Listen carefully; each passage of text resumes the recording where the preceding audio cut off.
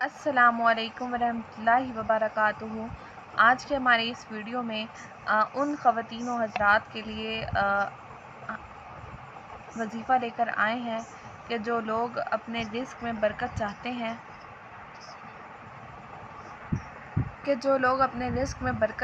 हैं और उनको बरकत नसीब नहीं हो रही, उनके रिज़्क़ में इजाफ़ा नहीं हो रहा, बरकत नहीं है, तो उनके लिए एक बेहतरीन वजीफ़ा है कि जैसे ही माह सफ़र का महीना चल रहा है, तो जैसा कि आप सब लोग जानते हैं कि ये माह सफ़र का महीना चल रहा है और ये बहुत अहमियत का हामिल है कि इस सफ़र के महीने में आप अपने रब के हुज़ूर अपनी दुआएं मनवा सकते हैं कि अल्लाह पाक आपकी दुआएं सुनने वाला है, हर चीज़ पर कादिर है, कुदरत रखने वाला है और अल्लाह पाक दुआएं सुनता है।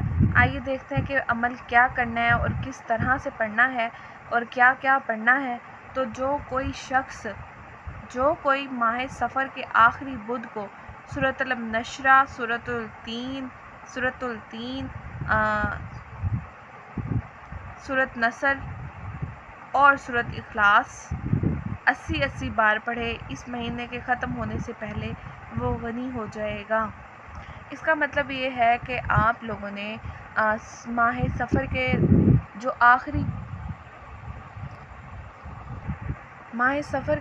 आखिरी बुध है, आखिरी बुध को आपने क्या करना है। ये बहुत छोटी छोटी सूरतें हैं, क्या 4 सूरतें हैं, सूरतुल नशरा, सूरतुल तीन, सूरत नसर और सूरत इखलास। ये 4 सूरतें आपने 80-80 मरतबा पढ़नी है। एक सूरत 80 मरतबा, फिर दूसरी सूरत 80 मरतबा, फिर तीसरी सूरत 80 मरतबा।